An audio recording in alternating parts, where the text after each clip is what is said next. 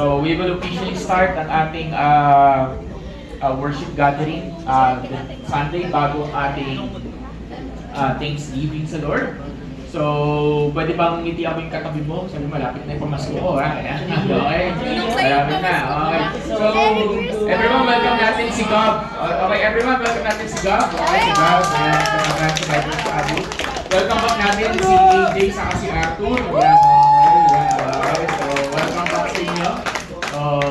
So, hindi na natin i-stay yung iba, but what we're going to do, alam ko may mga parating pa, pero i-hold ko muna yung ating kantahan, okay? But can I invite everyone, tayo tumayo, okay? Tayo tumayo, mamaya tayong kakantahan. Find a partner, and group yourselves in 3 or 4, and we're going to pray for one another, okay? So, sige. So, let's pray for one another. Let's bless one another, okay? So, sige. Sige. Come on everyone, let's pray. Pag-pray natin ang bawat isa, pagpalain natin ang bawat isa sa tulong ng Panginoon. Thank you Lord God. Thank you Jesus for everything that you're doing God. Salamat Panginoon. Pagmamahal, kaputihan ko ninyo. Thank you Holy Spirit for everything. We're praying Father for your goodness and love Panginoon Diyos. Kaya pray muna kayo maghari Panginoon. Thank you Lord for your grace and mercy Lord God. Thank you Lord for everything that you're following God Panginoon. Maraming salamat Panginoon Diyos. Thank you for the things that you're doing now. Kay Pimaguna, kay Pimagmari Panginoon. Thank you, Lord. We bless you, we love you. We pray for the families. Pray natin yung pamilya ng bawat isa. Come on, everyone. Let's declare, Lord, salamat Panginoon sa pamilya. We're praying, Lord God, for your goodness and love, Lord God, for every family. So pray, Lord God, we bless every families.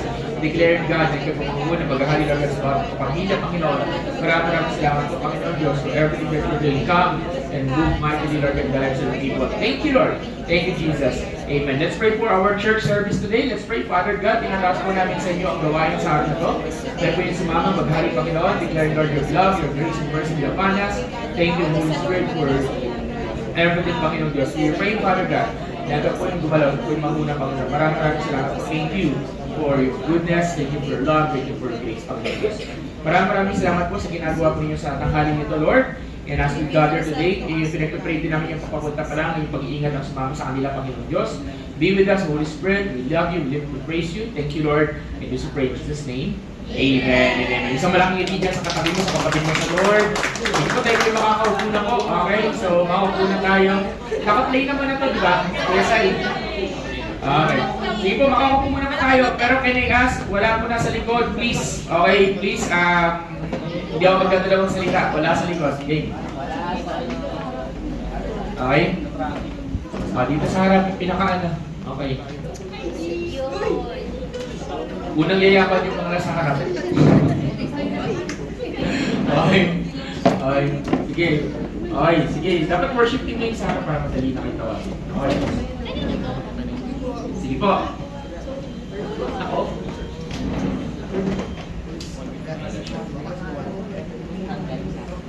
Nagalaw. Okay, so, I wanna set some rules here. Please bear with me. So, mamaya tayo mag-worship, mamaya tayo magkakantahan sa Panginoon. So, please remove your cellphone. Okay, walang cellphone sa worship service hall. Okay?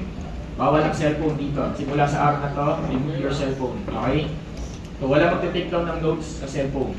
Okay? So, that will be the new standard. Okay? Pag may cellphone, kukumpiskahin namin. Joke lang, okay? Hindi ngayon yan. We strongly 100% discourage you to find a cellphone, tulog ka cellphone kung kapatid mo, yung katabi mo, nagsa-cellphone, naglalaro, pagsabihan mo, okay? Ayan, okay? So, yun ang pinakaano natin, okay?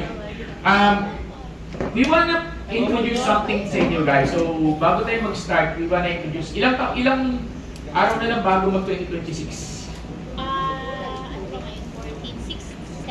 17 days. 17 days. Okay. So, ano yung katabi mo? 2026 na, wala pa plano magbago. Okay. Ano yung katabi mo? 2026 na, wala pa plano magbago. Okay. So, I'm not talking here about New Year's resolution. We're not talking here about goals or ito naman yung ano gagawin mo, tapos wala na naman mangyayari. What we're talking here is change. Sabi mo nga change. Sabi mo, good transformation. Yan, okay.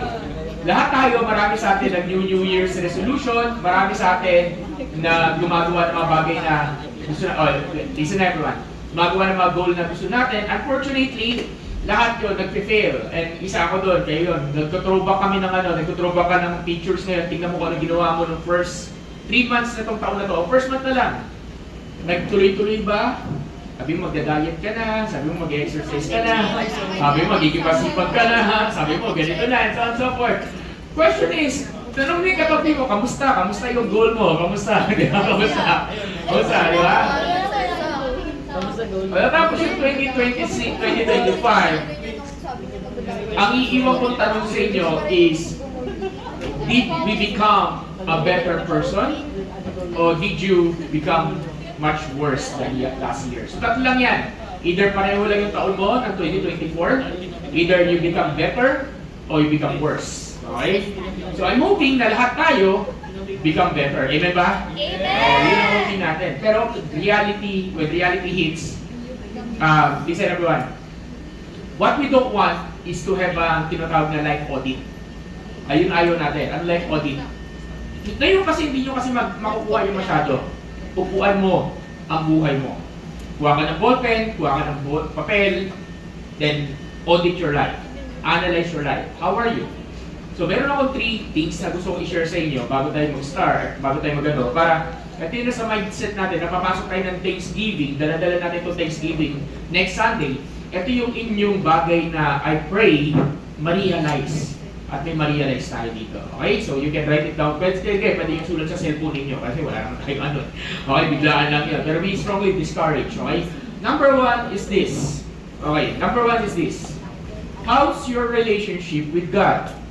Okay? So pinaka-obvious, lalo sa simbahan tayo, yun ang ating pag-uusapan. How's your relationship with God this year? Did it improve? Nag-level up? Nanlamig? Flat? Diba? So, tanongin katabi mo, how's your relationship with God? Yan, diba? So, pag tinanong ko yung how's your relationship with God, kasama dyan yung prayer life, kasama dyan yung Bible reading, kasama dyan yung pag-serve mo kay Lord. I-rate mo ang sarili mo. Kung 1 to 5, o 1 to 10, 10 is the highest, anong grade ang ibibigay mo sa sarili mo? Kung hindi ka sigurado, okay, pastor, bawal magsinungaling ha, hindi ka sigurado, tanungin mo yung mga katabi mo, mga tao nakakilala sa iyo. Don't be afraid to ask. Huwag ka magtanong sa isang tao na bias. Magtanong ka sa mga kapatid mo na kapaligid. At least ask 5 people. Diba? Kamusta ako? Diba? Kamusta ang relationship ko kay Lord? Kamusta yung pag-serve ko? Kamusta yung devotion ko? Kamusta yung Bible reading? Ikaw ang makakasabi nun, pero minsan nakikita ng mga tao paano kamusta ka. So first, how's your relationship with God? Tanong mo yung katabi mo muna, kamusta? Kamusta? Pastor, dinidiscover ko pa lang yung relationship ko kay Jesus. Oh, very good, amen to that, kung nagsisimula ka ng journey mo. Okay? Dinidiscover ko pa lang. Okay, that's number 1. Okay, number 2, na life audit mo is, how's your, kung ikaw nagsiserve na kay Lord, how's your ministry? Okay, sa mga nagsiserve na kay God, how's your ministry? Lumago? Nawala, nag-flat, how's your ministry? Or, kung ikaw hindi pa nagkasa-serve kay Lord sa loob ng simbahan, how's your ministry in school or in work? Ibig sabihin, kamusta yung mga pakikisama mo sa mga kaibigan mo, sa mga classmates mo, sa office mates mo? How's your relationship with them? Bakit? It matters. It matters. Hindi lang ang ministry natin nandito sa simbahan. Yung ginagawa natin sa labas is a form ng ministry. Okay? Pag nagpapakopya ka, basta ministry, pakopya. Ganda ng ministry mo, diba? Hindi ministry. Ano ibig sabihin ng ministry? Service. How's your service to God? How's your service to people? Okay, life audit. So tanongin mo ka sabi mo, kamusta kapatid? Kamusta? Bakit tayo nyo magtanungan? Kaya tanongin mo, di ba? Okay, life audit, di ba? Gisingin natin. Okay. Okay, number 3. How's your relationship with God? How's your ministry? And number 3, okay, is how's your life so far? How's your life so far? Kamusta ang buhay mo so far? Diba? How's your life? Diba? Pastor, pero hindi pa tapos yun. Kukonect natin. How's your life so far? And follow-up question, are you doing God's purpose for your life? Or let me rephrase, are you still doing God's purpose for your life? Attending the church is not God's purpose for your life. Okay? Being active in the church is not God's purpose for your life. Okay? So, question is, how's your life? Are you still doing God's purpose for your life? So, these three things, gawin natin, maging honest ka, maging transparent ka, maging brutal ka sa sarili mo. Diba? Harapin mo yung sarili mo sa salamin at tanungin mo, kamusta ka? Ganyan-ganyan. Bakit? Hindi gagaling ang sugat kung hindi mo aaminin sugatan ka. At hindi, kasi bakit? Hindi mo siya gagamutin eh. Ganun din, hindi mo maaayos ang problema kung hindi mo kayang aminin ano yung dapat ayusin. So, marirealize mo lang yon once you evaluate yourself. Amen ba? Kaya nga tinatawag natin audit eh. So, sabi ko sa katabi, i-audit mo buhay mo. Audit mo buhay mo. Spiritual yan. Ngayon, bahala na kayo magdagdag ng ano. Kunyari, gusto niyo ng physical. O, kamusta yung physical health mo? Kamusta ganyan. Physical. O, pwede kayo magdagdag ng finances. Pwede kayo magdagdag ng career. Pwede kayo sa mga mag-aaral. Pwede kayo magdagdag ng pag-aaral ninyo. Di ba? I-audit mo yung pag-aaral mo. Kamusta grades mo? Kamusta ganyan. Naiintindihan niyo ako? So, binibigyan ko ng example. Hindi natin magagawa yan ng isang bagsakan. Upuan mo. Bakit? Sa oras upuan mo lang, doon mo marirealize yung mga bagay-bagay eh. Kasi kung ngayon, naririnig nyo ako, maraming boses eh. But I believe, para gawin nyo yan as the Holy Spirit. And the Holy Spirit will remind you of these things. Please, tawag dito, when you're doing a life audit, do it alone. Do not do it with someone else. Ikaw lang, saka si Holy Spirit. Makinig ka sa Holy Spirit. At please lang, guys, do not reject whatever the Holy Spirit will bring up. Okay? Kasi minsan, anak, meron ka nito. Ayoko niyan, Lord. Hindi ka po yan. Hindi, ayoko niyan. Ayoko nito. Okay? So, be honest with yourself. Amen ba? Amen? Amen? Can we do that? Yes. Why? When we face that, and pagdating ng 2026, you will be much a better person. And that's our prayer. That papasok, hindi ka naman sinabi na instant yan eh. Pero at least, alam mo yung direction na pupuntahan mo by the year 2026. Diba? Alam mo yung direction na gusto ko dito, gusto ko mag-improve, gusto ko ganyan.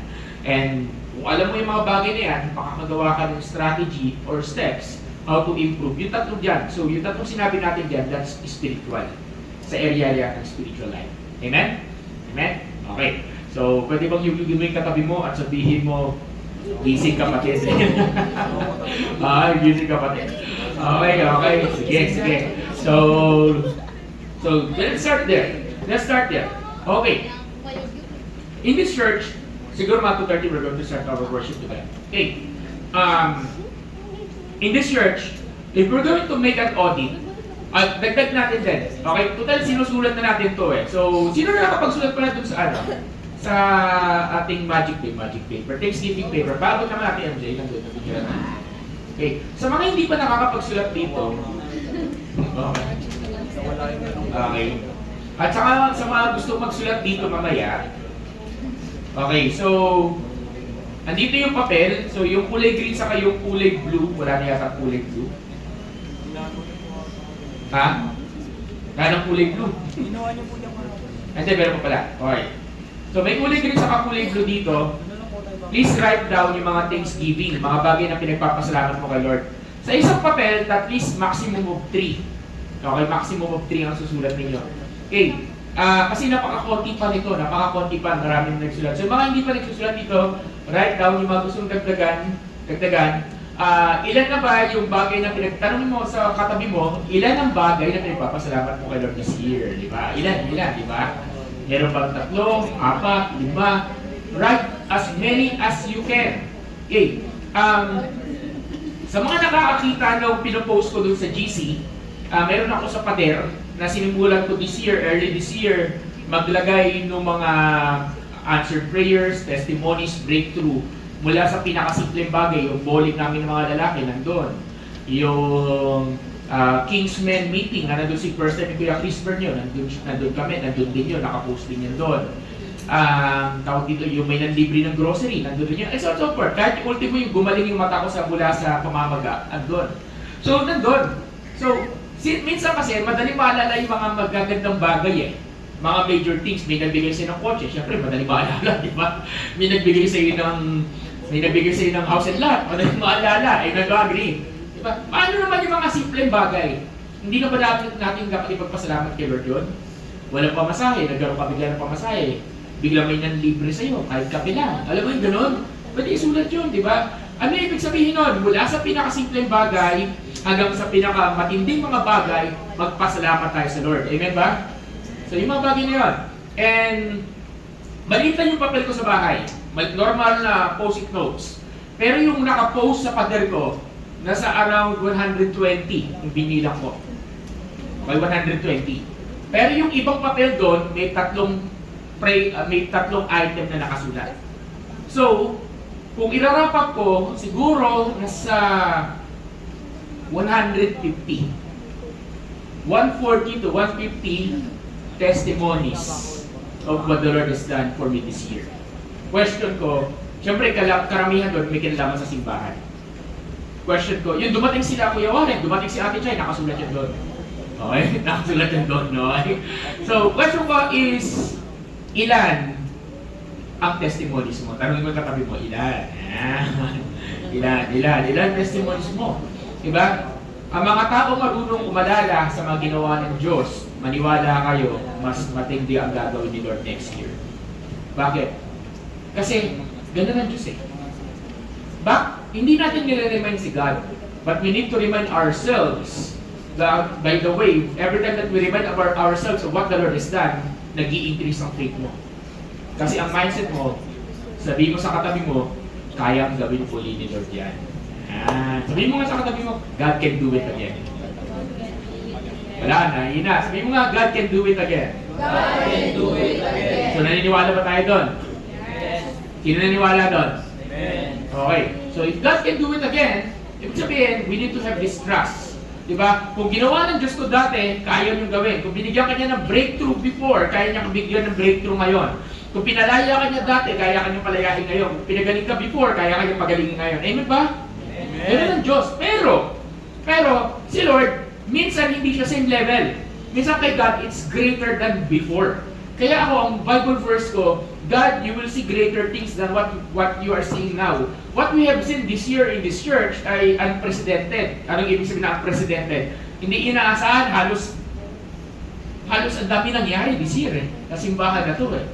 Parang ang tagal na panahon na tahimik natin, tapos biglang meron tayong calm, biglang meron tayong e-drums, biglang meron mga bumabalik, biglang may ganito, biglang may ganyan, maya-maya. And tell you, God never fails. So can we have that mindset? Sabi mo sa katabi mo, God never fails. God never fails. So dahil God never fails, can I invite, let's stand? We're going to do something. Okay. Hanap kayo ng partner nyo bago tayo mag-worship. Dalawa, tatlo. Yan, dalawa, tatlo lang ha, hindi group. Hindi group, okay? Dalawa, tatlo. Okay, dalawa, tatlo ha, hindi group. Mahirap kasi pagka-group eh. Dalawa, tatlo. Okay, meron na? Dalawa, then tatlo. Kasi MJ, sa partner na si MJ. Okay, dalawa, tatlo. Okay, mag-isip ka ng tatlong bagay na ginawa ni Lord sa iyo. At i-share mo dyan sa katabi mo. Ayan, okay, wait lang. Okay, mag-isip ka, okay? Ng tatlong bagay, wait lang. Tatlong bagay na ginawa ni God, tatlong bagay na pinagpapasalamat mo. Hindi ka pwede, alam mo, nagpapasalamat ako sa buhay mo kay Lord. Hindi, please lang naman. Mas maganda yung hindi mo pa nasi-share, yung medyo matindi. Yung medyo, di ba? Kakaiba, di ba? Okay. Can we do that? Okay, tatlong bagay na ginawa. Hindi na natin si Ate Pao, okay? Hindi lang natin. Mag-isip ka na. Okay. Sabi mo kati mo, bilisan. Okay? Ajin, sabi mo ano mo. Bilisan. Try natin. Okay? Okay. So, tatlong bagay na ginawa ni Lord. Meron na? Wait lang, wala pa. Sabay. Meron na? Uy, wala pa. Uy, wait lang. AJ, wala pa. Sabay-sabay. Okay, tara na. Okay, ha? Okay, in the count of 3, tatlong bagay na ginawa ni Lord this year. Okay? Pastor, first time ko dito, yung answered prayer, yung bagay na pinagpapaslakan mo sa Diyos. Di ba? Ano yung bagay na yun? Okay? O, sige. In the count of 3. Okay, guys? Let's share our testimony. 1, 2, 3. Come on, everyone. Ano yung tatlong bagay na yun? Salita na, salita.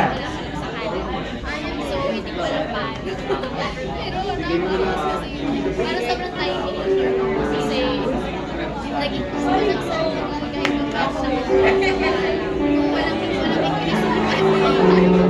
Pwede umiyak.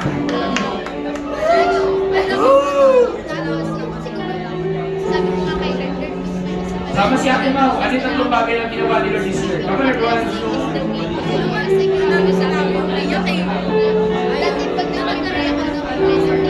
You can cry, everyone. Just give thanks to the Lord by sharing your testimonies. Gusto mo mas marami? Go ahead. Come on, Jesus. Ano ang tatlong bagay na ginawa ng Diyos? Thank you, Lord. Thank you, Lord. 1 minute more. Yes, Lord. Thank you, Jesus.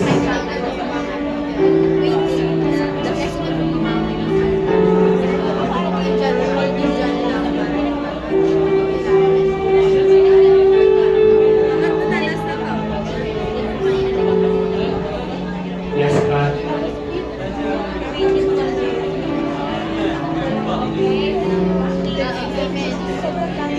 We just want to say thank you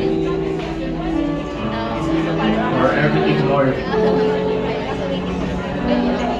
that you are doing in our midst.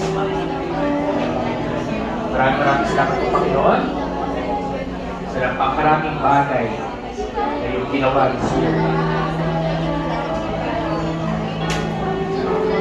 Thank you, Holy Spirit. Thank you, Lord. Bless you. Praise you.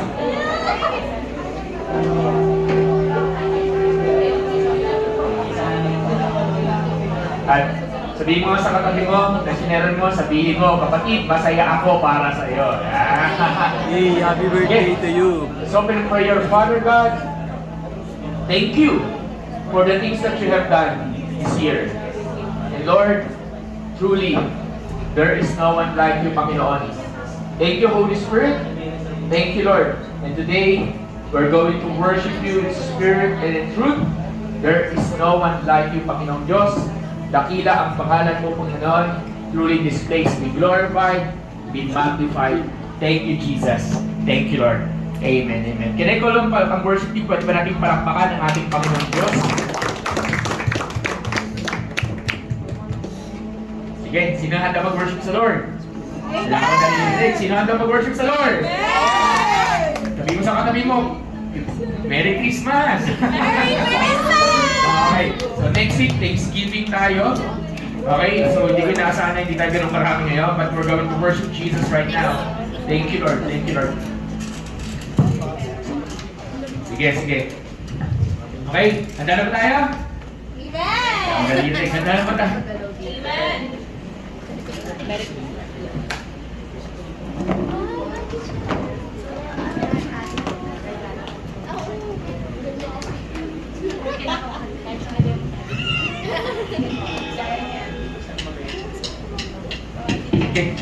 Kinonfirm ko lang. Okay ba? Okay, isang malakas ng ngiti dyan sa katabi mo. Di ba? Alam nga ako. Wait lang, boss lang. Pa-check naman sa Kayla, sa Kasipaw. Ano bang wala na naman ngayon? Pa-check naman yung mga wala pa dito. Di ba? Pa-check naman, balay nyo. Di ba? Balay nyo. Okay. So Lord, we're going to worship you, Jesus. Panginoon, maraming salamat po, Panginoon. Truly, you're amazing, you're awesome. Come on everyone, let's just honor Jesus. Alam na natin itong matang to. Kung alam niyo yung kanta, sabayan natin.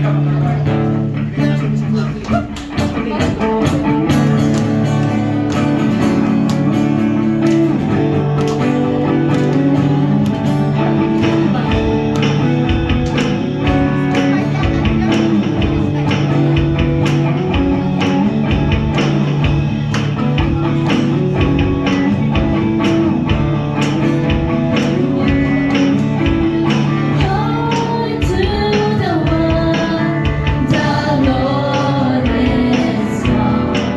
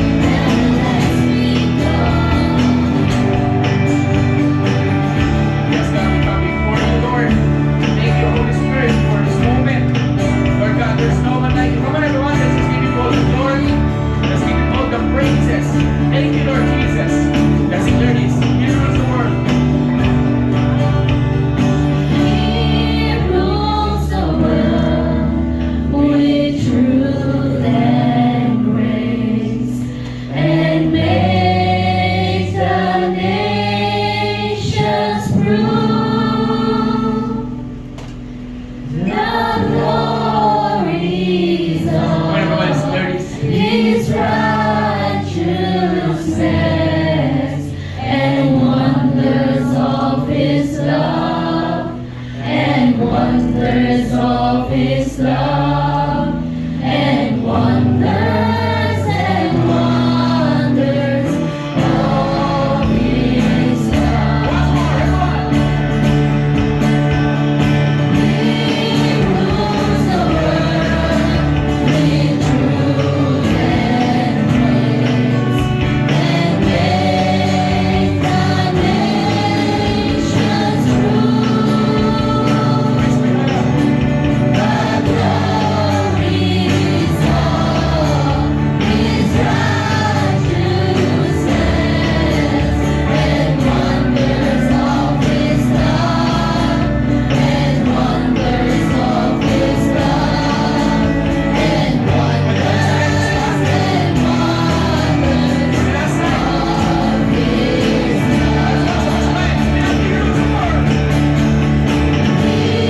rules the world with truth and grace, and makes the nations rule. The glories of His righteousness, and wonders of His love, and wonders of His love, and wonders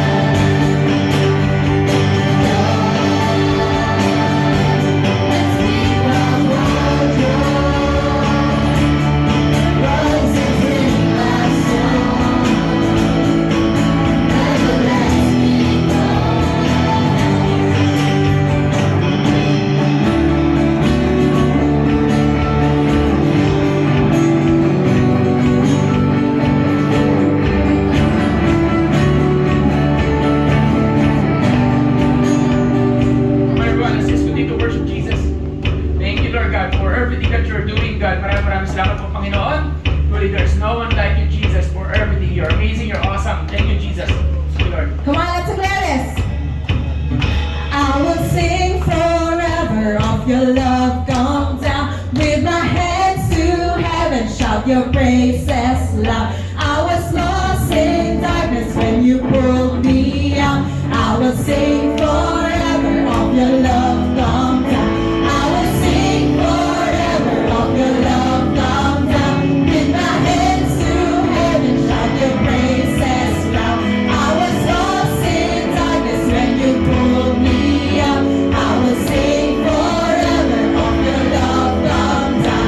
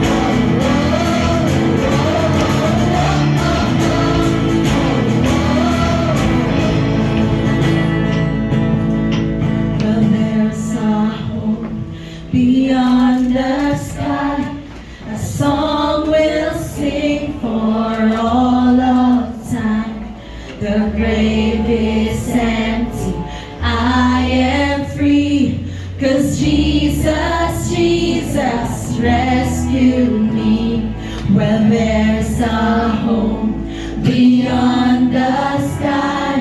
A song we'll sing for all of time. The grave is empty, I am free, 'cause Jesus, Jesus rescued me. But there's a home beyond the sky. A song we'll sing for all of time.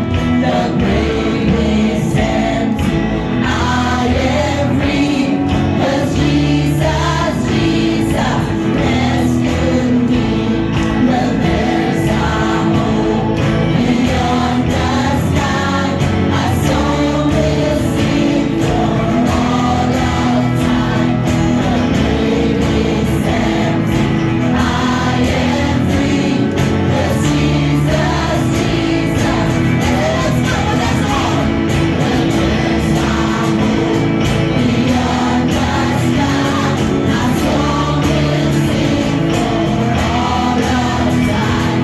The grave is empty, I am free, 'cause Jesus, Jesus rescued me. 'Cause Jesus, Jesus rescued me. I will sing forever of your love come down.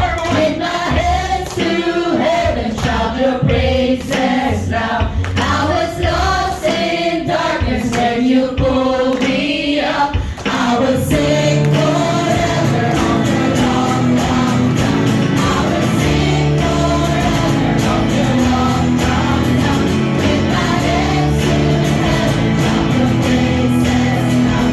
I was lost in darkness when you pulled me up. I will sing forever of your love come down.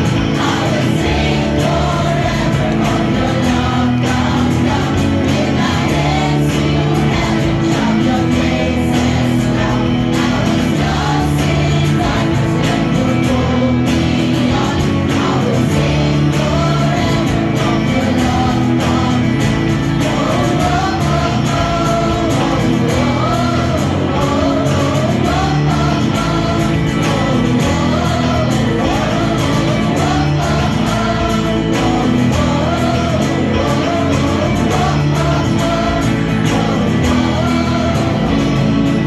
Continue to worship you, Jesus. Come on, everybody. Palakpakan natin ang Panginoon natin. Can we just give Him the best clap offering, Lord? And the angels declare that Hosanna, Hosanna is the King of heaven. Father God, we come before you right now. Thank you, Lord, for your grace. Thank you, Lord, for your majesty, Lord God. There's no one like you. This is a new song. Hindi ko alam kung familiar sa inyo ito. Lumang kanta na ito. Pero kasi kanina tayo dito. Come on, let's declare the goodness of the Lord.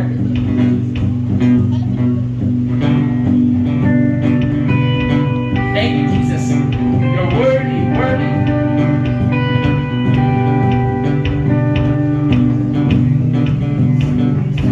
rising, eyes are turning to you. We turn to you. Hope is stirring, hearts are yearning for you. We long for you. Once more, let's hear praise is rising. Praise is rising, eyes are turning to you. We turn to you. Hope is stirring, hearts are yearning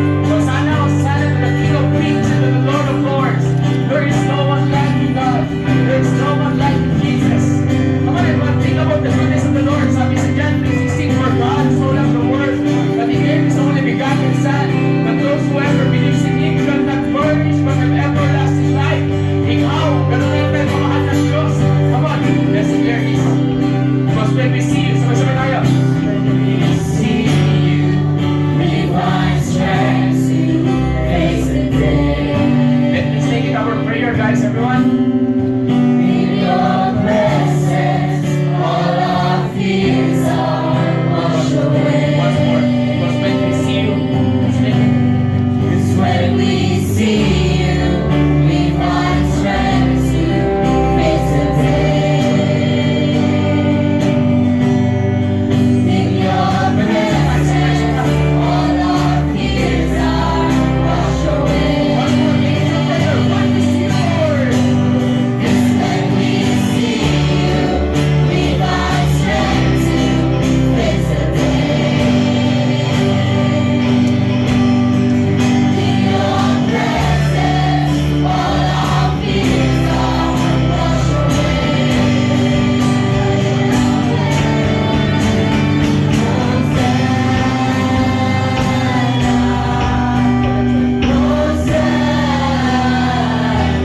You are the God who saves us, come on, everyone. worthy of all our I praise. want to hear the church declaring Hosanna to the King. Hosanna,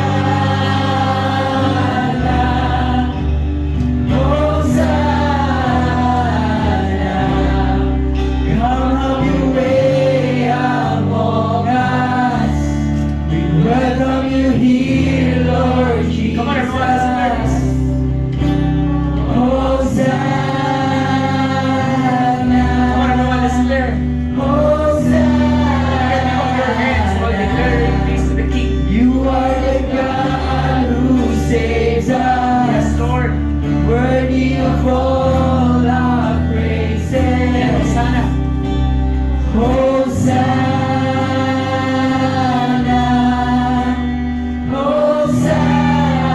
Hosanna, come have your way Come have your way among among us. us. You will, we are welcome you Welcome here. you here, For the last time, Jesus. for the last time, church, can I hear you lift up in praise? Hosanna. Let's lift our voices to the Lord. Sabi natin, Hosanna. Hosanna, you are the God who saves us, worthy of all our praises. Sabi natin, Hosanna. Hosanna,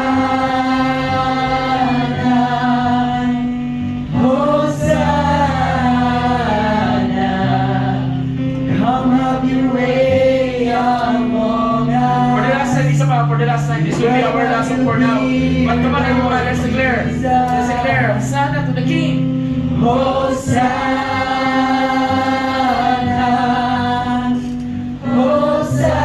Hosanna. Come on, let's lift our voices, our heart, our hands You to are the the Lord. God who saves us, worthy of all our praises. Hosanna. Hosanna,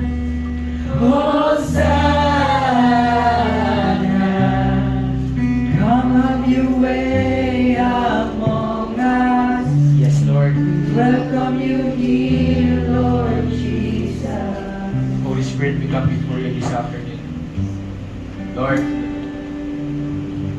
mayroon kakantahin yung dalawang song. But right at this prayer moment, we just want to recognize your presence in our midst right now. Lord, we welcome you here. And the angels declaring that night, on that divine night, on that holy night, declaring, Lord, Hosanna, Hosanna in the highest, for the Savior is born. And Lord, this afternoon, that's our prayer. That we realize that whatever the date of Christmas is, whatever the date of the Christmas was, Lord, it doesn't matter. What matters, Lord God, is you came to this world to save us. For you love us, God. We are thankful, we are grateful of the things that you have done into our lives. And Lord, let the message and the miracles of Christmas penetrate the heart of your sons and daughters. Lord, let it transform us, give us hope, direction, Lord. Because it's all about you, Jesus. This season is all about you, Lord. Thank you, Lord. Thank you, Jesus. Amen. Pwede ba natin palakpakan na natin Panginoon buhay? Hindi mo sa malakas palakpakan Panginoon. Po tayo may makakaupo muna. Grabe ang Lord. Okay? Sige po, let's find a seat. Hindi na po ako dito sa Jessica. Sige. So, we're going to change a little bit yung ating program flow. We're going to put yung offering sa dulo. We're going to put yung songs na pinakisa ng dalawang maya. Okay? So, naririnig pa kayo? Wala ako naririnig kanina. Okay. Sige, anyway. Sige, so, we will have a very special message, but ito na yung last Christmas message natin. For the past few Sundays, last week, nagsimula tayo ng Christmas message sa ngayon. Next week kasi hindi tayo mag-Christmas message. So, next week, sabihin mo Thanksgiving. Ay, wala akong narinig. Sabihin mo Thanksgiving. Okay, ayaw doon. Sige, panoorin muna natin tong maliit na video na to. Ayan. Okay, panoorin natin tong invitation. Pause mo na lang sa dulo. Okay.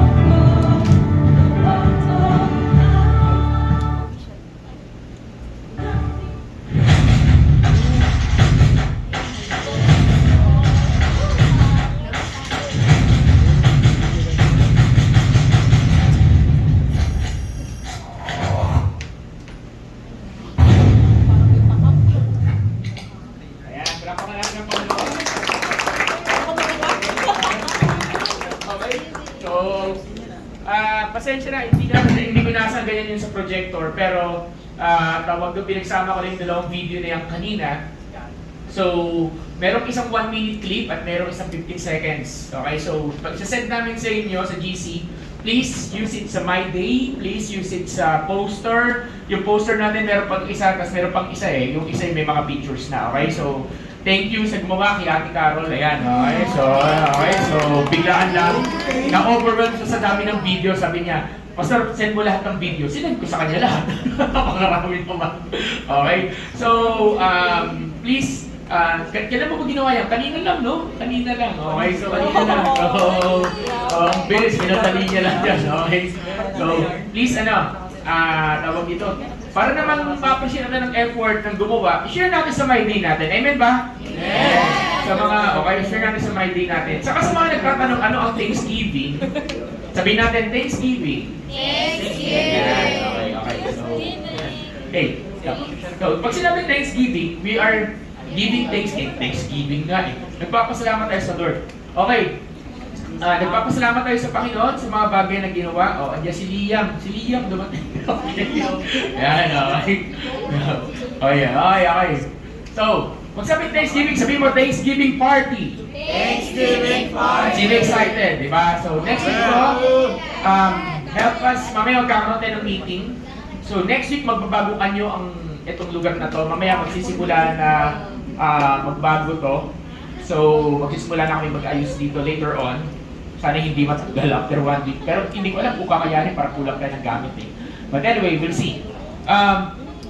Ang point natin is we just want to give thanks to the Lord for what He has done this year.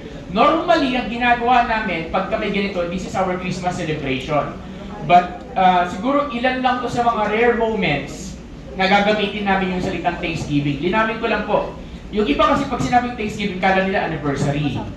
Hindi na natin anniversary, April ang anniversary ng church. Ito yung nagpapasalamat lang tayo sa ginawa niya Diyos sa taon na to kasi napakarami ng ginawa niya. Example, nakikita niyo yung puno na yun, siguro sa mga hindi nakakaalam, ano yung mga dahon-dahon na puno na yan, may mga nakasabit na dahon-dahon dyan. Kung kayo mati ng Bible study, nandyan yung pangalan ninyo. Yan, nandyan mga pangalan ninyo. These are the people na nasyera ng gospel. These are the people na nasyera ng Lord. Amen ba? Nasyera namin at narinig ang word of God. Amen ba? Amen. Yan. Hindi kulang pa yan. May mga pangalan pa dyan na hindi na ilagay kasi hindi maalala yung mga names. Ang galing nga ni Kuya Warren nakukuha niya yung mga names eh. Okay? So mga tipong ganyan. Kung sabi mo sa katabi mo, ikaw din, kapatid. Sabi mo, ikaw din. Yan, ikaw din, di ba? Okay. So yung pangalan ni Matt nandyan, yung pangalan ni Gab nandyan. Hanapin nyo na lang. Pangalan ni AJ nandyan, ni Arthur nandyan. Hanapin nyo na lang kung makita nyo, di ba? Andyan, okay? So that's what we call Tree of Life. Bakit? It's a reminder for the church. It's a reminder for us, there are people who need Jesus. And every time makikita mo yan, gusto mong magsabit dyan ng bagong name, di ba? So ang prayer namin, dumating yung time mapuno na yan. Actually, wala yan eh. Nalanta na yan. Kasi nalang ulit. Okay. So, isa to sa bagay na pinagpapasalamat natin sa Diyos. Maraming tao nakakilala sa Panginoon this year. Amen ba? Amen. So, palapakan natin ang Panginoon. So, tapos, siguro magkakaroon pa ng isang video about konting throwback about the things that the Lord has done. Maraming ginawa ang Diyos this year. So, we just wanna give glory to the Lord. That's why meron tayong Thanksgiving party. At the same time, ito na yung ating celebration as a church para sa ating Christmas celebration o Christmas party na tinatawag. So, sa mga first time po namin makakasama, next week po, tayo po ay may handaan. Yan, ako gusto ninyo yan. Okay? Tingnan kami katabi mo. Okay? So, meron tayong handaan. Meron tayong mga makakain. Hindi yung kinakain ng kajen. Okay? Yung kinakain talaga yung yung basa. Magbubusog kayo, 100% promise. Okay? Now, meron akong encouragement sa bawat isa. Please, if you can, ito yung word if you can. You are being encouraged to bring gifts, walang certain amount. To bring gifts na kahit hindi pang isang tao, pang dalawa, pang tatlo, not for a specific person. Kasi we are promoting na lahat ng pupunta next week, next Sunday, ay makakatanggap ng regalo. I-label mo lang kung ito ay male, female, o unisex. Okay? Walang amount. Kung yan ba ay wallet, kung yan ba basta hindi makakain at something na magagamit. So, sabihin na natin exchange gift yun, pero hindi rin matatawag na exchange gift kasi kahit wala kang dala, makakatanggap ka. Amen ba? Amen. Ayan, marami ng balot dyan sa likod. Nagsisimula na kami magbalot. Diba? Marami-rami na, meron na. Okay? So, sabihin mo sa katabi mo. So, sa mga kuya natin dito, huwag niyong kalimutan yung mga regalo natin. Amen ba? O, sa mga kabataan, pwede kasi may nagtanong sa kabataan kaninang umaga kung pwede raw, kung magdadala ba daw ng regalo next Sunday. Sabi ko hindi naman required, pero being encouraged. Okay? So, para lang maging fair, wag ka na lang magdala ng bahala ka na. Baka mamaya magdala ng napakamahal. Hindi naman. At least, yung kaya lang ng bulsa mo, yung hindi ka mumumulubi, yung alam mo matutuwa, binigay mo to. Amen ba? Amen? Amen? Pwede ba yan? O yung mga kapatid, pwede ba yan? Yes! Kingsmen, pwede ba yan? Yes! Ayan, okay? Okay. So next week, okay? So maraming tiyangge, maraming open na tiyangge, divisoria, ano pa. We can do that. Kenneth? Okay. Yan. Okay. Last announcement. Okay, last announcement. Okay. So, next week will be our Thanksgiving. Ay, nakalimutan ko pala sabihin dito, invite tayo. Sabihin mo sa katabi, mag-invite tayo. Yan. So, ang plano natin is punuin natin to. Ang goal natin is 80 to 100 people. Okay? Ang goal natin, yung mga Bible studies. Ang goal natin, yung mga families. Ang goal natin, yung mga pupunta ng mga Bible studies, mga mini-mentor, at yung mga bumabalik, mga bumibisita. We want them to be here. Okay? We want them to come. We want them na makapunta. So, please make sure to bring your loved ones, your friends and families, and kung sino-sino pa, okay? So, let's bring them here. Wala tayong service, dami ko lang, hindi tayo magre-rent ng kotse o jeep o ano man. Gagawin natin is, kung kailangan ng pamasahe, pamamasahihan natin. Okay ba? So, ganun ang pinakaano natin. Okay, and on Saturday, sa mga walang ginagawa, pwede kayong tumulong para mag-ayos sa mga bagay na kailangan ayusin dito. Okay? Okay. Pero syempre, pag nag-ayos kayo dito, kasama kayo sa sasayaw. Ay, Okay. Kasama kayo sa sasayaw, okay? Pag nag-ayos kayo dito, kasama kayo sa sasayaw, ha? Okay, may sayawan kasi nangyayari dito tuwing nag-aayos. Okay? Anyway. Sige. So, batiin mo ulit. Batiin mo ulit yung katabi mo. Sabihin mo, Merry Christmas. Okay. So, Christmas message tayo. Wait lang, ha?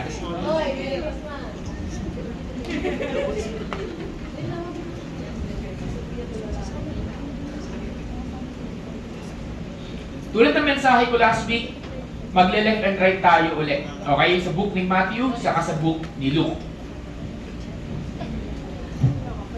Okay, so, a message ko this afternoon is Miracles of Christmas. Last pandemic, pinag-usapan natin to, yung Miracles of Christmas. Yung complete details nito ay matatagpuan nyo sa online sa Facebook. Paano ba ma-access yun? Yung mga Facebook live ng nakaraan sa Facebook, paano ba ma-access yun? Diba? So may group kami dati, nakalimutan ko na nga eh. Okay? Tapos sa ganon. So nandun lahat ng video, Facebook live, nandun yung mga teachings. Ha?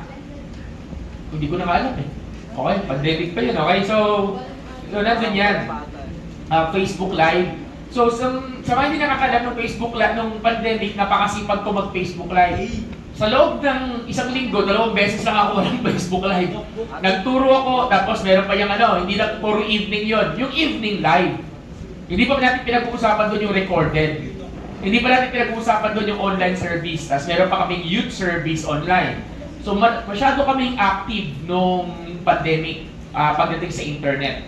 Isa kami sa pinaka-active kahit naiilan lang nanonood. Okay, kahit ilan lang. Pero tandaan nyo, nung pandemic na yan, tuwing nag-youth gathering kami online, guess what? Hindi namin alam na nandun na pala si Helen sa Kasisay. Sumasama na pala sila doon, di ba? Doon sa maraming picture na nandun, tuwing nagano kami nila Kuya Fritz, pupunta kami sa isang bahay nila Kuya Fritz, nila Ate Ella, wala dito si Ate Ella, yun.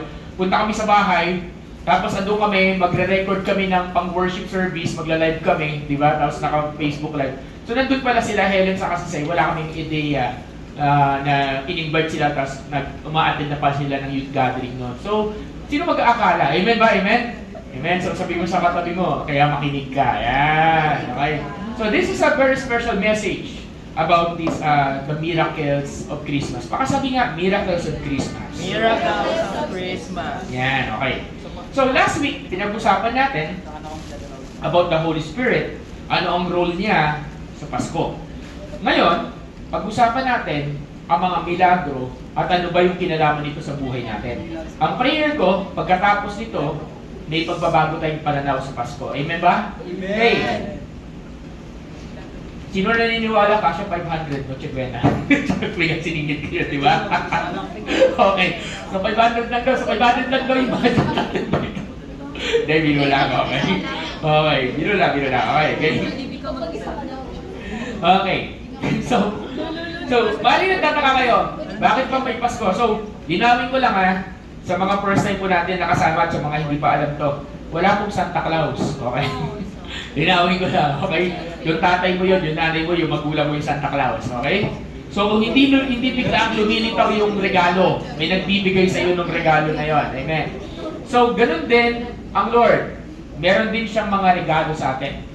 Meron siyang regalo sa atin. Biruin mo siya yung birthday, tayo nirereguluhan. Diba?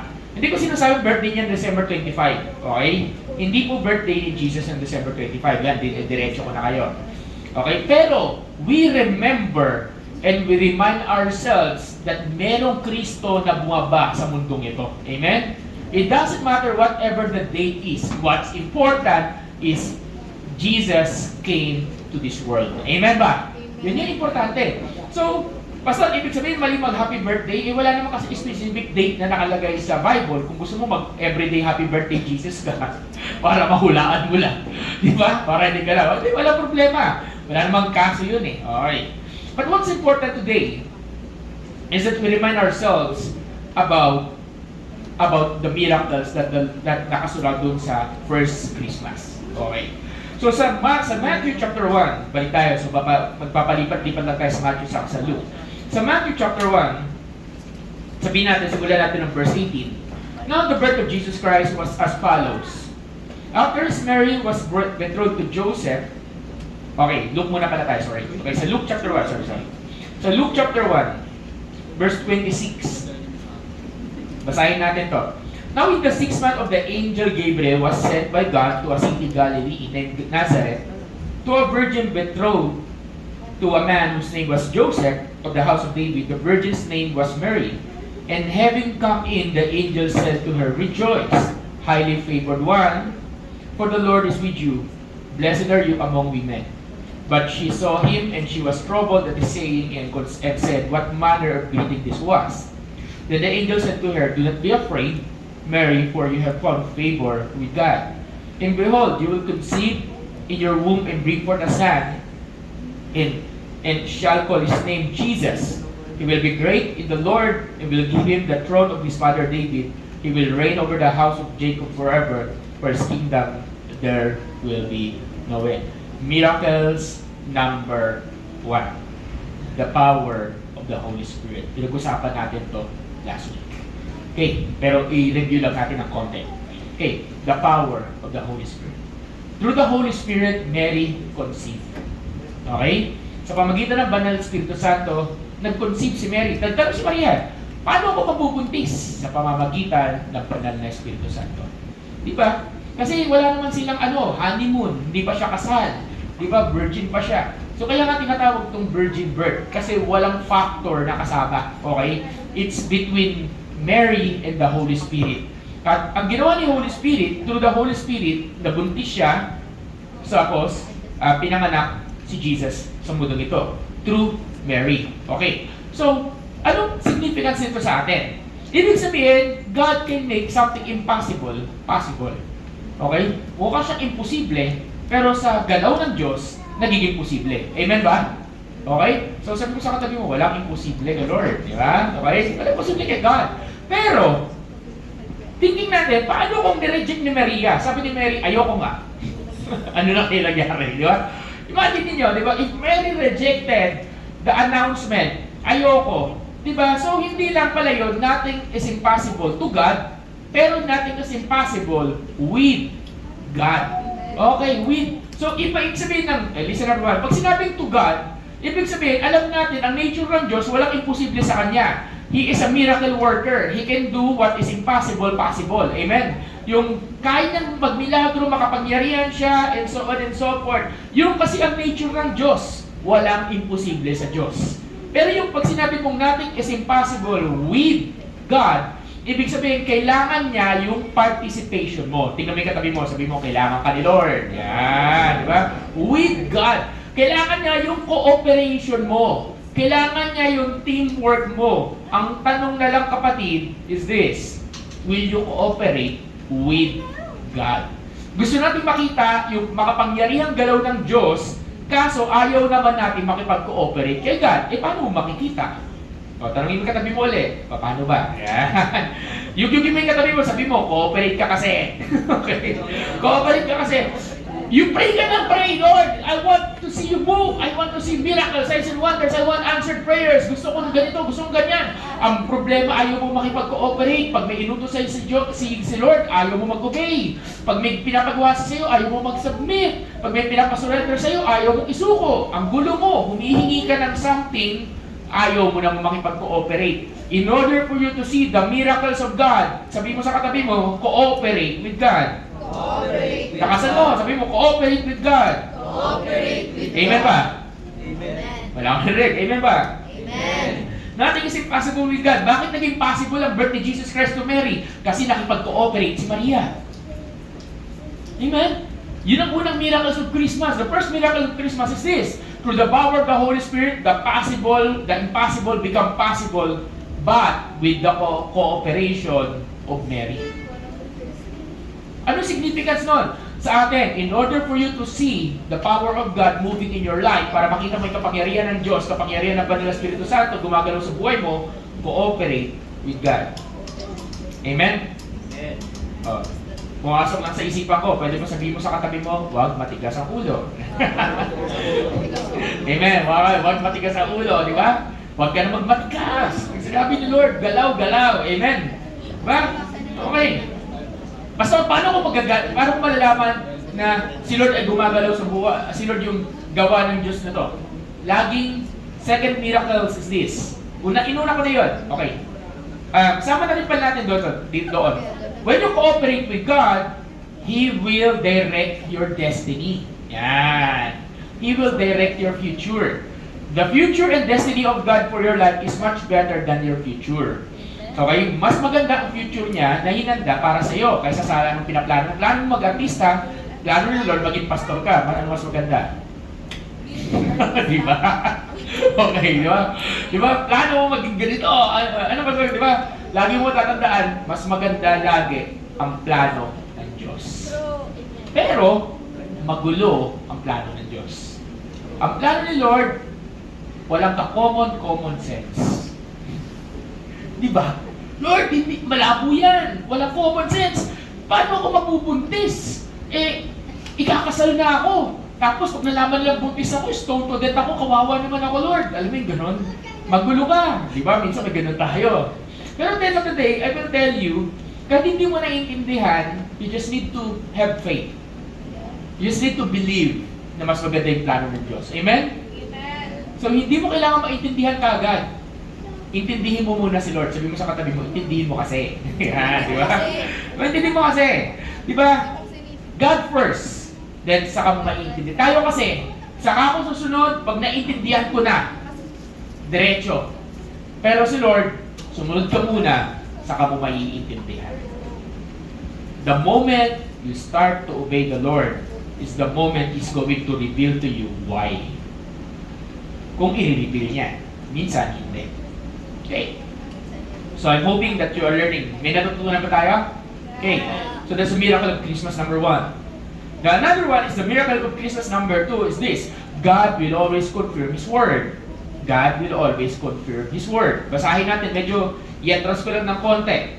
Now, in the 6th month of the month, the angel Gabriel was sent by God to a city of Galilee named Nazareth to a virgin betrothed to a man whose name was Joseph. This is verse 26 of the house of David. And the virgin's name was Mary. And having come in, the angel said to her, Rejoice, highly favored one, the Lord is with you, blessed are you among women. Ayun, yung pinasa natin kanina. God will always confirm His Word. Punta tayo sa Matthew. Chapter 1, verse 18. Dito nalaman na ni Joseph na buntis si Maria at gusto niya na makipag-break kay Maria. Pero pagdating sa 20, verse 20 pala, But while he thought about these things, behold, an angel of the Lord appeared to him in a dream, saying, Joseph, son of David, do not be afraid to take to you Mary your wife, for that which is conceived in her is of the Holy Spirit. Meaning, kapatid, church, everyone, whenever the Lord instructed you to do something, He's always going to confirm it. Sabi mo sa katabi mo, confirmation. Okay. Miracle number 2, supernatural confirmation. Okay. There's always a supernatural confirmation. When God called you to do something, when God entrusted to you something big, something great, something awesome, something hindi mo kaya on your own, sasabihin ko sa iyo, malaging merong supernatural confirmation. What is supernatural confirmation? Hindi lang tao yun. Mapapanaginipan mo. O, bigyan ko kayo ng example. Meron tayong kasamang dito sa church. Dumating yung time na nawala na siya sa simbahan. Hindi na siya nag-church. Okay? Hindi na siya nag-church. So ako, kahit na hindi ka church, try pa rin kita i-reach out. So ako, kada araw-araw halos, madalas ko siyang i-follow up. Then pupunta ako dun sa office mate niya, sa office niya, hindi ko na sabihin ko saan yun, sa office area. Then magbi-meet kami, magkikita kami, mag-uusap kami, maganda usapan namin, kakain kami, magdi-dinner kami, okay lahat. Until i-brought up ko ang topic ng simbahan at mag-create yun ng hindi magandang atmosphere. Mag-create na yun ng hindi na magsasalita yung kausap ko. Yan, hindi na magsasalita. Everything. Then dumating yung time na sabi ko sa sarili ko, Lord, parang wala naman nangyayari sa effort ko. Ayoko na. i-release ko na siya. Kung ayaw niya na bumalik sa simbahan, okay na lang, sige na Lord. So that day, pumunta ako, nandun yung isipan ko, nandun yung mindset ko. Yun ay sasabihin ko sa kanya. Then, what happened is, as we talk, siya yung unang nagsalita at nag-share. Sabi niya, Pastor, araw-araw kitang napanaginipan. Sino nakaranas nun?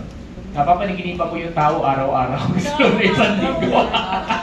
Di ba? Sa loob ng isang linggo na panaginipan mo yung tao, di ba? Sa lahat ng area ng buhay niya araw-araw, di ba? Day 1, day 2, day 3, day 4. Di ba? Okay. Araw-araw, di ba? Grabe. Okay lang ba panaginipan mo minsan araw-araw, consistent, di ba? At doon, sinabi niya, Pastor, babalik na ako sa church. Doon ako nagulat. Na-shock ako, hindi ko nasa. And guess what? Nandito siya sa loob natin. Nandito siya kasama natin sa kwarto natin. Pwede natin palakpakan ng Panginoon. Come on everyone. Diba? Hulaan nyo na pasino yun. Di ba alam na kilala na yun? Okay. That is supernatural.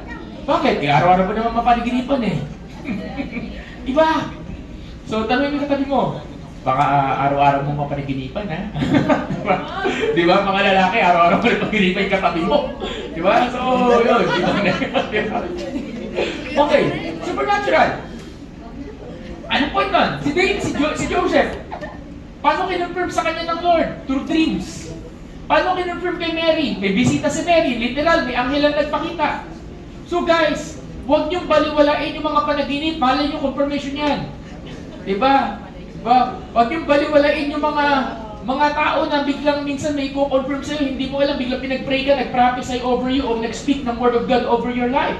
I'm telling you now, whenever God, okay, linawin natin sinabi ko, whenever God is going to give you something big, something great, something malaki, something life-changing decision, always confirm it first with God. Huwag kang gagalaw. Listen everyone, lalo na yung mga decide ng walang confirmation. Huwag kang gagalaw ng walang confirmation. Parang awa mo na. Ikakapatay mo yan. Yung may katabi mo, sabi mo, gising. Hoy, gisingin mo, gising. Diba? Huwag kang gagalaw. Gising o. Diba? O, hindi na ako magsasabi ng mga life-changing na bahala na kayo mag-isip po niyan. Pastor, buhay pa naman ako eh. Buhay ka nga, patay naman yung ministry mo. Buhay ka nga, patay naman yung relationship mo kay Lord. Buhay ka nga, kung ano nang pinagpo-post mo sa Facebook na hindi nakakaiban na. O, di ba? Tihira naman. Okay, oo, may pinapatamaan ako. Okay. Uwi ko na natin. Okay, now, guys, always confirm it with the Lord. Amen. Amen? Amen. Ayaw. Hindi ko yun ha, sila. Parang alam ko kanino po. Okay. Okay. Sabi nga ng kausap ko kahapon Sabi ng isang kausap ko kahapon, Pastor, kinonfirm mo lang. Sabi ko, paano kinonfirm? Pastor, last year pa sinasabi ni Lord sa akin, matigas ang ulo ko lang, ayoko nakikinig. Ganun, di ba? Kinonfirm mo lang. Guys, God will confirm it. Supernaturally, naturally. Okay, the miracles of Christmas, the birth of Jesus Christ is confirmed. Why? Because it doesn't make sense. So minsan may gagawin ka na gusto mong gawin, tapos sasabihin ni Lord sa'yo, huwag mong gawin yan, o ito papagawa niya sa'yo, ayaw mo, it doesn't make sense. Ang hirap sumunod kasi sa isang bagay, it doesn't make sense. Amen, di ba? Sinabi ni Lord, marami kang negosyo, sabi ni God, ibigay, o kunyari ganito na lang. Sino dito nakakatanggap na aginaldo? Simple, i-relate natin, sino sa inyo nakakatanggap na aginaldo? Di ba? Okay, may tanong ako. Paano pag sabihin sa inyo, Lord, ilagay mo lahat yan sa offering mo? Sa offering. Yung mga working. Paano yung mga working? Paano pag sabihin sa inyo, Lord, yung lahat ng 13 month mo, ibigay mo lahat sa church? Di ba? Wala na raw kita unahan. Ibigay ko sa church, so unahin ko na. Di ba? Hindi. Next year, may first fruit. Unang sweldo mo sa unang taon, ibibigay mo. Paano na yan? Okay. First fruit yun. Ngayon, wait lang. Di ba nakikipagtalo ka na? Di ba? Baka it doesn't make sense. Pastor, ano na yan? Wait, listen. Pastor, ano na yan? manipulation na yan. Nagmamanipulate ka. Mga ganun na yan. O, gagamitin mo lang yan. Matik mo ganun. Kapatid, sabi ko sa inyo. Diba? Kung ganun pa lang nga eh. Kaya ngayon iba, pag nagkaroon ng kotse daw yung pastor, talagang yung offering natin napupunta sa kotse. Alam mo yung ganun. Uy, napupunta sa ano, ganyan. Church, hindi ganun. Sometimes kay God, may pinapagawa siya sa'yo, minsan it doesn't make sense. Kaya niya, i-confirm niya. I-confirm niya lagi yan. I-confirm niya. So, supernaturally. Pero dagdagan natin. He will confirm it sa word niya. He will confirm it through prayer. He will confirm it through people. There's always this confirmation. So, pwede bang for the last time, bago tayo mag-proceed sa next point, sabi mo sa katabi mo, kapatid, mag-confirm ka muna. Sabi mo sa katabi mo, kapatid, confirm mo muna. Confirm mo muna. Okay, linawin ko lang ha. Hindi ginagamit yung confirm sa sa kabaklaan ha. Ay, confirm. Ganun ha. Okay, parang awa niya na. Okay? Kay Lord natin gagamitin. Okay, point number 3. Point number 3. Miracles of Christmas number 3. What else? The miracles of Christmas number 3. Balik ulit tayo sa Luke. Okay. Balik ulit tayo sa Luke. Then, we came to know the power of the Holy Spirit. We came to know balik tayo sa Matthew pala. Sorry. Balik tayo sa Matthew, chapter 2. Chapter 1.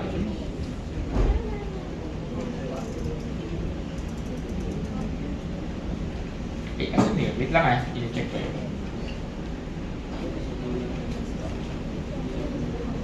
Sorry. Luke chapter 2. Sorry. Luke chapter 2. Gusto ko kasi in order. Luke chapter 2. Okay. Verse 8. Luke chapter 2, verse 8. Pinanganak na si Jesus. Mula verse 1 hanggang verse 7, pinanganak na si Jesus sa manger. Now there were in the same country shepherds living out in the fields, watch over their flock by night, and behold, an angel of the Lord stood before them, and the glory of God shone around them, and they were greatly afraid. Then the angel said to them, "Do not be afraid." Sabihin mo sa katabi mo, "Do not be afraid." Do not be afraid. Yan, do not be afraid, for behold, I bring you good tidings of great joy, which will be of all the people. For there is born to you this day in the city of David a Savior, who is Christ the Lord. And this will be a sign to you. You will find a babe wrapped in a swaddling cloths, lying in the manger. And suddenly there was with angels a multitude of the heavenly hosts, praising God and saying, "Glory to God in the highest, on earth peace, goodwill towards men." So it was when the angels had gone away from them into heaven that the shepherds said to one another, "Let us now go to Bethlehem and see these things that has come to pass, which the Lord has made us know." Miracle number 3. Okay, ready na kaya? Okay. Miracle number 3 is this. Listen everyone. Is this. God will not just give you direction. God will not just always confirm it supernaturally. But also, there will be the heaven will agree. Why lagay niyo yan? The heaven, there will be an open heaven. Let's call it open heaven na lang. Open heaven. There will be an open heaven. Kaya kung medyo hindi natural yung topic ko sa inyo, kasi nga miracles eh. When you said miracles muna, linawin natin. Pag sinabing miracles, walang kinalaman tao. Ibig sabihin, walang kinalaman ng physical force. Okay? Walang kinalaman ng tao, wala kang effort. Kasi miracles nga eh, di ba? Ibig sabihin, itong bagay na to, mangyayari lamang to sa tulong ng Diyos at kapangyarihan ng Diyos. Amen ba? Di ba ganun kasimple? Milagro nga. Ibig sabihin, ang Diyos ang may kagagawan. So, let's say, miracles number 3 is open heaven. Okay, what are the miracles in Christmas? There's an open heaven. There's angels who showed up to the shepherds. Nung pinanganak ang ating Panginoong Jesus, ang unang-unang bisita niya ay mga shepherds. At there's an open heaven. Whenever we're saying open heaven, pag narinig niyo yung open heaven, ang ibig sabihin nito, yung langit nakikita mo. O kaya nagkakaroon ka ng glimpse of heaven. And seeing angels are glimpse of heaven. Diba? Seeing vision of heaven is glimpse of heaven. Ibig sabihin, pinapasilip sa'yo anong meron sa langit. Tingnan mo yung katabi mo, sabi, nakita mo na ba? Yan, diba? Yung mga naririnig yung terminology, this is heaven, punta ka ng ganito, this is heaven, I feel heaven, I taste heaven. May mga narinig kayong terminology na gano'n. Please lang, iwasan nyo. Alam niyo bakit? Kasi wala kayong ideya kung gaano kaganda ang langit. Wala tayong ideya. I mean, meron tayong ideya sa Bible, pero yung pinaka-exact picture at description nun, walang-wala pa. Sabi sa Bible, no eye has seen, no ear has heard, what the Lord is prepared for those who love Him. Amen? So pwede mo sabihin mo, open heaven. Lakasan natin, open heaven. Open heaven is when heaven came to earth. That's also our terminology. Okay. Listen, everyone. So open heaven, pag sinabing open heaven, this is where nararamdaman mo rin na masyadong malapit ang Diyos sa'yo. Nararamdaman mo siya, hindi lang siya nararamdaman sa puso mo, nararamdaman mo na as if Jesus is nasa tabi mo. Diba? That's open heaven. Kaya minsan napapa-worship ka na lang na hindi mo alam kung bakit kasi you sense the presence of God. Diba? That's open heaven. Open heaven is where grabe na kukonvict ka sa kasalanan. Bigyan natin ng isang example ng open heaven is this. Merong isang tao, ang pangalan niya si Charles Finney, na nabuhay nung panahon ng matagal panahon na. Okay? So si Charles Finney ay isang tinatawag na revivalist. Sabihin natin revivalist. So revivalist, pag sinabing revivalist o revival, that's a form of open heaven. God coming down. Guess what? Si Charles Finney ay isang attorney at nung una hindi siya naniniwala kay God. Gumawa siya ng thesis to prove na hindi totoo ang Diyos. Gumawa siya ng thesis to prove na hindi totoo ang mga milagro, hindi totoo ang signs and wonders, hindi totoo ang Bible. Gumawa siya ng thesis. At alam niyo, pagkatapos niya gumawa ng thesis, ano nangyari kay Charles Finney? Ayun, naging follower ni Jesus. Walang nag-share ng gospel. Gumawa lang ng pag-aaral. Naging follower ni Jesus. Hindi natin akalain na itong isang tao na to, na hindi naniniwala kay God, nung nag-start na siya maniwala kay God, nagsimula na siya mag-preach, at nagsimula siya mag-pray. At every time you pray, guys, there's an heaven opening. Hindi niyo ba alam yun? Every time that you're praying, there's an open heaven that's happening. So, start si Charles Finney mag-pray, at naging man of prayer siya. As in man of prayer, he prayed for hours. And I mean hours. Diba? Daming oras na ganito mangyayari. Dadaan siya sa isang bar, hindi siya magpipreach, hindi siya mag-share ng gospel, dadaan lang siya sa bar. Pagkadaan niya sa bar, yung mga tao sa loob ng bar, binitawan yung alak, nagiiyakan, lumuhod, nagre-repent. Humihingi ng sorry kay God, kinabukasan yung bar, sarado na. Amen? Amen? Imagine mo, dumaan lang. Hindi, may katabi mo, daan tayo. Di ba? Dumaan ka lang, di ba? Dumaan ka lang. Alam niyo, sa panahon ni Charles Finney, sa city niya, yung crime rate, 0. Yung kulungan, walang laman. Yung mga beer house, sarado. Bakit? Nagre-repent yung mga tao eh. Dumadaan lang. Mga tao nag-pray. Open heaven. Amen? Sino may gusto nun? Kaya pagpasok mo ng bahay mo, di ba, nag-repent ka. Pasok mo ng bahay mo, nag-repent yung mga tao sa loob ng bahay mo, di ba? Amen? That's open heaven. That's what we want. Amen ba? Whenever there's an open heaven, there's a change that is happening. So, that's the purpose of Christ. Ganyan ka sa Christmas Termanas, hindi lang ang Pasko yun, kahit ngayon. Dito sa church natin, a lot of times, meron tayong naranasan dito open heaven. Maraming beses na. Pero hindi na ako mag-go sa details, okay? Maraming beses na. Supernatural, kakaiba, powerful. Lalo yung mga nakasama namin nung simulang-simula. I will tell you, there's a lot of stories that's happening here. Pastor, naranasan nyo dati yan, pwede ba namin maranasan yan ngayon? Pwede, pero hindi ko alam paano. Hindi ko alam kung kailan. Hindi ko alam, wala sa akin ng power na kay God. Pero I will tell you, church, you can experience open heaven. Spend time with God. Spend time with God. Get close to the Lord. Spend time in prayer. Fall in love with Jesus. Serve God. Sold out. Sabi ni Jesus, di ba? Deny yourself, carry your cross, and follow me. Sundan mo yan and I will tell you, there will be an open heaven one day in your life. Kailan? Hindi ko alam. Pero isa lang ang sigurado ko, there will be an open heaven in your life. Amen? Wala na akong narinig. Amen ba? Amen. So, tingnan mo yung katabi mo, sabihin mo, kapatid, sana ikaw yung susunod na dadaan. Dadaan lang, di ba? Daan lang, di ba? Grabe yun, daan lang, okay? Daan lang. That's open heaven.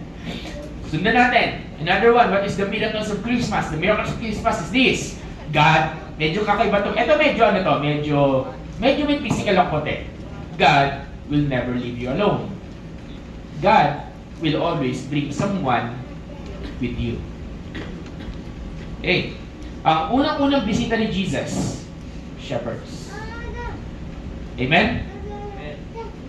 Sa unang gabi na pinanganak si Jesus, walang nakakakilala dun sa city. Wala silang wala silang marentahan na inn. Kaya napunta sila sa isang tinatawag na sabsaban, which is kwadra ng mga hayop. So ang unang-unang bisita doon ni Jesus, mga hayop. Hindi po, ang una niyang kasama, nakasurround siya ng mga hayop, pero hindi hayop ang una niyang bisita. Sino una niyang bisita? Sa Luke chapter 2, anong ikaw? Sa Luke chapter 2, sabi dito, sa verse, sundan natin verse 15. So it was when the angels had gone away from them, yung mga shepherds to, na pinakita ng anghel, them into heaven, that the shepherds said to one another, let us now go to Bethlehem, and see this thing that has come to pass, which the Lord has made known to us. And verse 16, and they came with haste and found Mary and Joseph with the babe lying in a manger. Now when they had seen him, they made widely known, saying, which was told them concerning the child. And all those who heard it marveled at those things which were told by the shepherds. Unang-unang bisita ni Jesus ay mga shepherds. Ibig sabihin, kung pakiramdam mo sa buhay mo, mag-isa ka lang, tulad ni Jesus yung pinanganak dito, kasama niya ng mga parents niya, and I'm telling you now, God will always bring people sa buhay mo na i-accompany ka, sasamahan ka. Di ba? Hindi totoo na ikaw na lang mag-isa. So please lang, sabi mo sa katabi mo, may lagi kang may kasama. Di ba? Diba? Malibang kay Lord, ha? Malibang kay Lord. Of course, God is always with you. But of course, maliban doon, di ba, maliban doon, is there will be always a shepherd. So miracle number 4, yun nga eh. There will be, God will always send someone for you. O to you. Ano ba tama? Okay. Anyway. Okay. But here's the problem. Kinuwento ng shepherds, yun nangyari, at na-witness sila. Maraming natuwa. Pero question ko, bakit yung mga natuwa, hindi bumisita?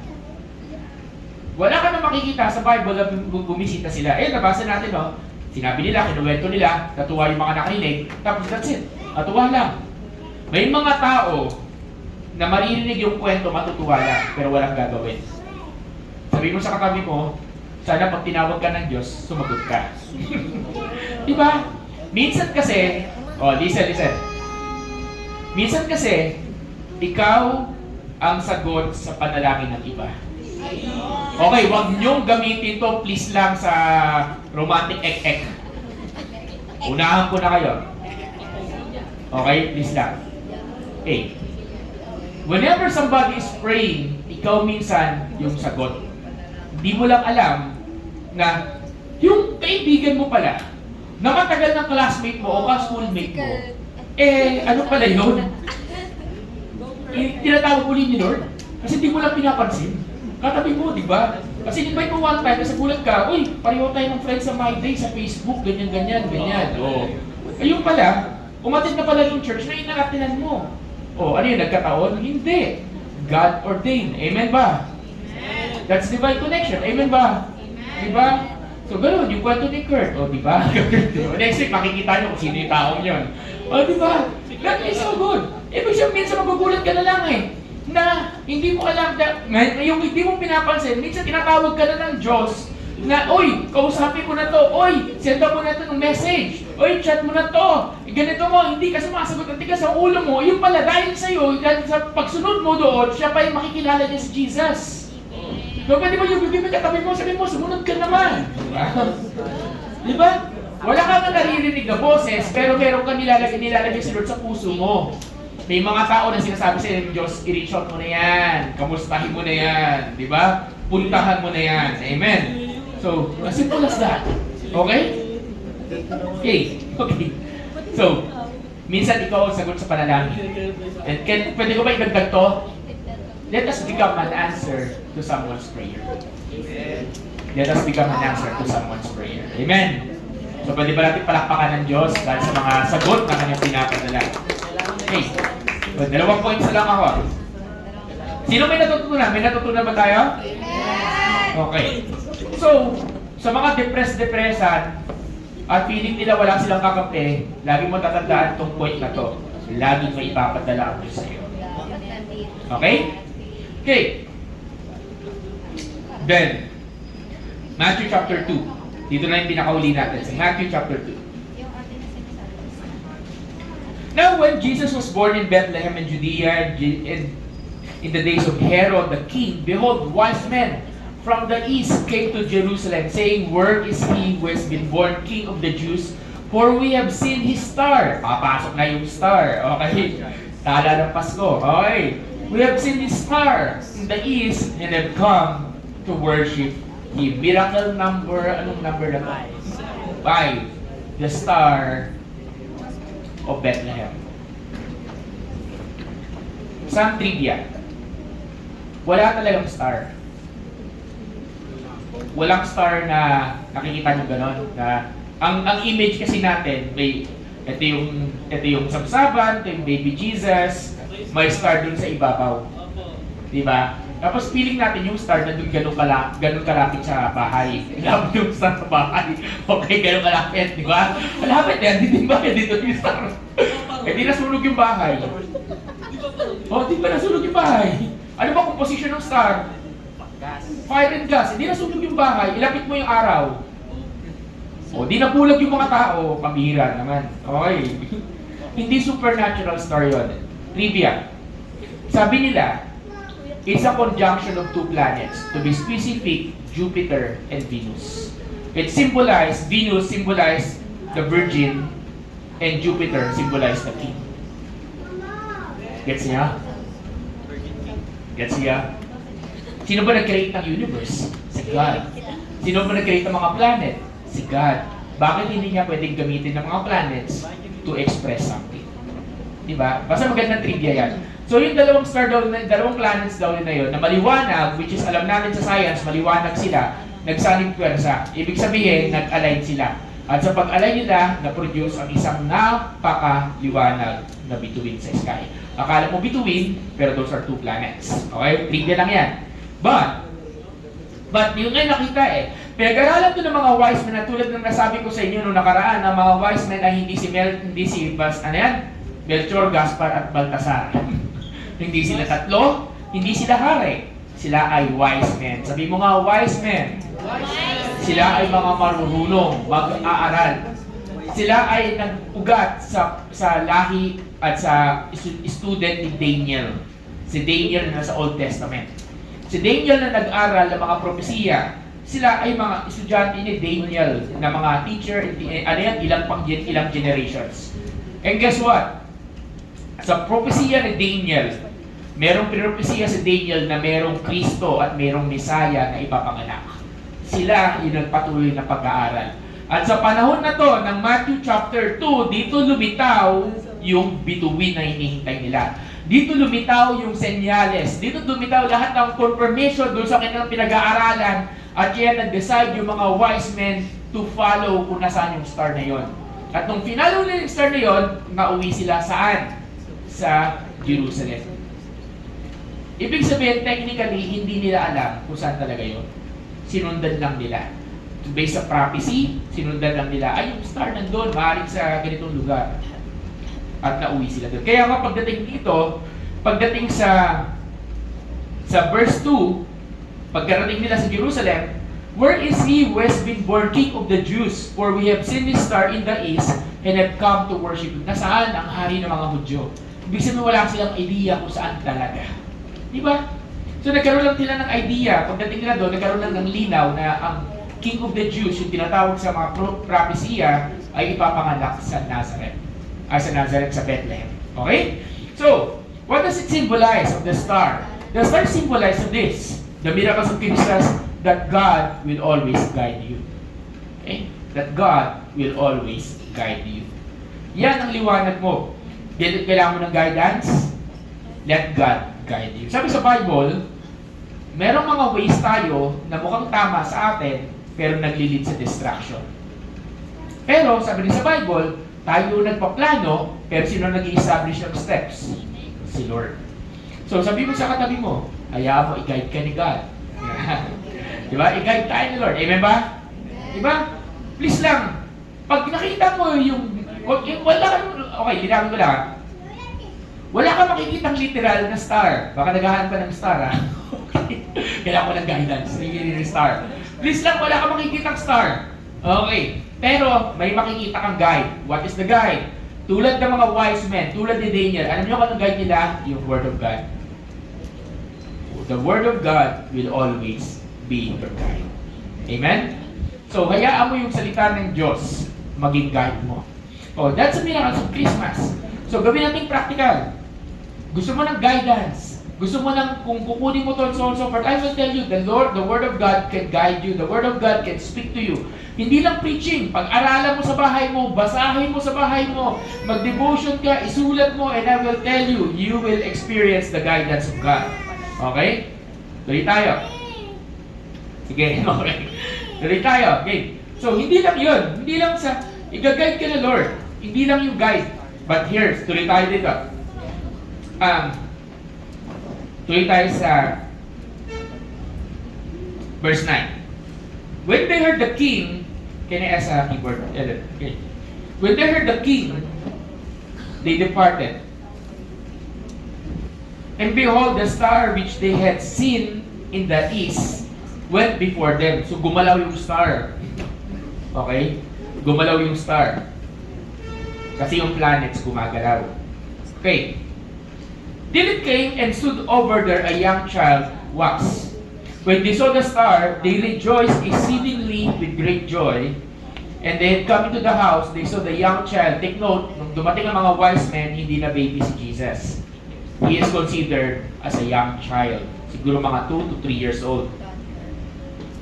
With Mary's mother, and fell down and worshipped him.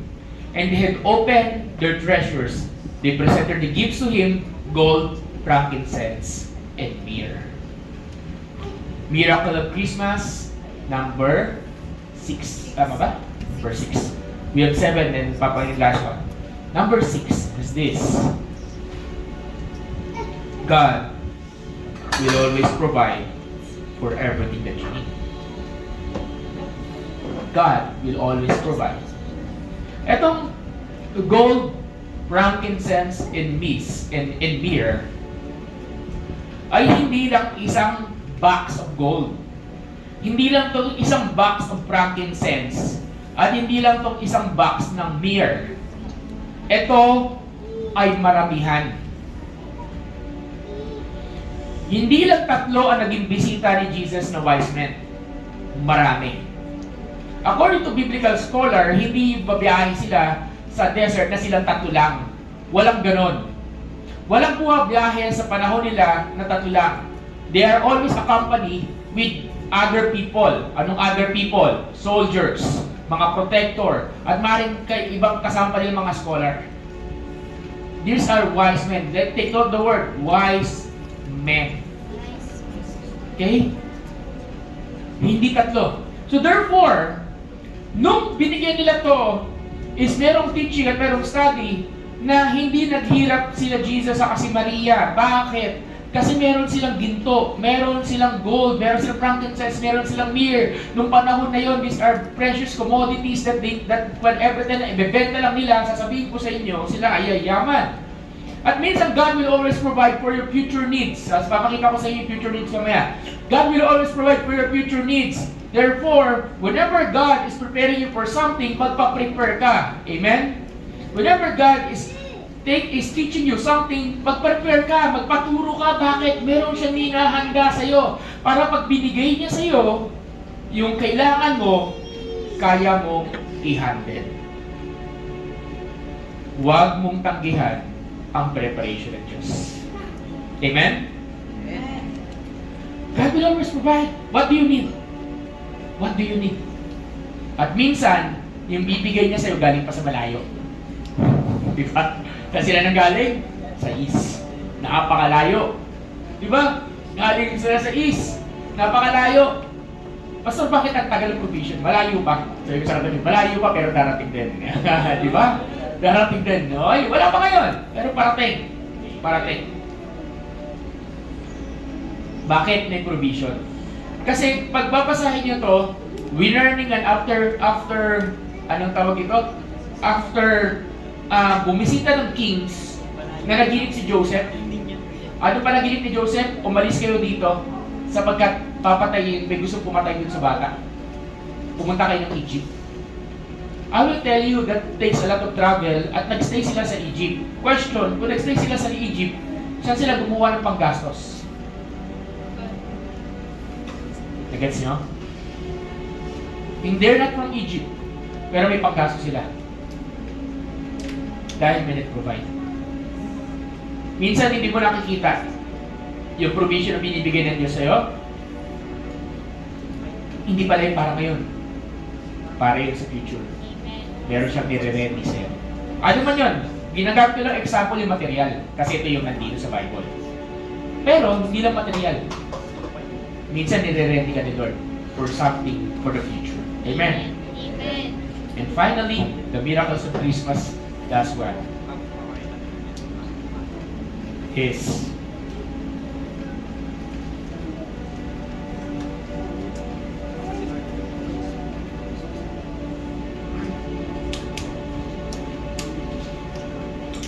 sa Luke chapter 1 ulit.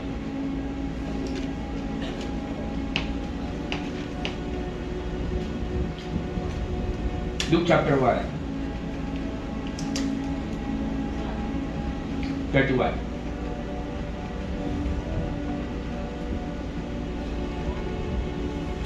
And behold, you will conceive in your womb and bring forth to a son. And shall call his name Jesus. He will be great, and he will be called the Son of the Highest. And the Lord God will give him the throne of his father David, and he will reign over the house of Jacob forever. And his kingdom, there will be no end. Can I ask everyone to stand? Can I ask the worship team?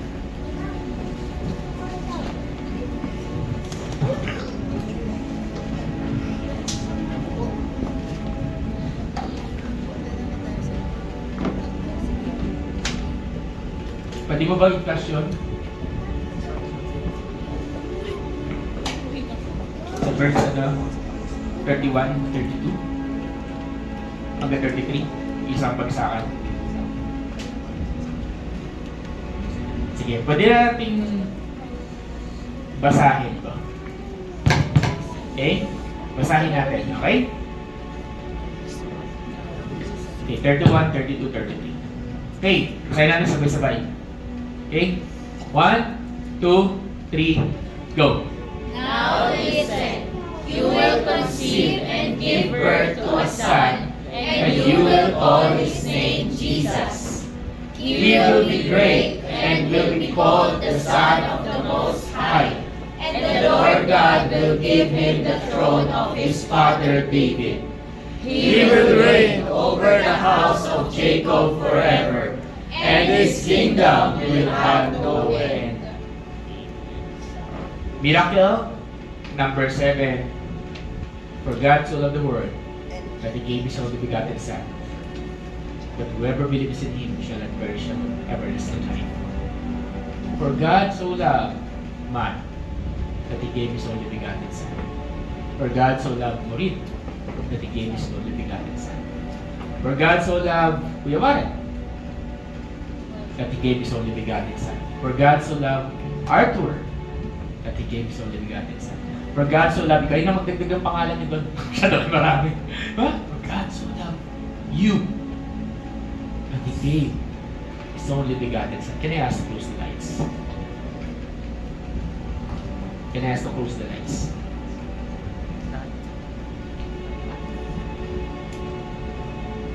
God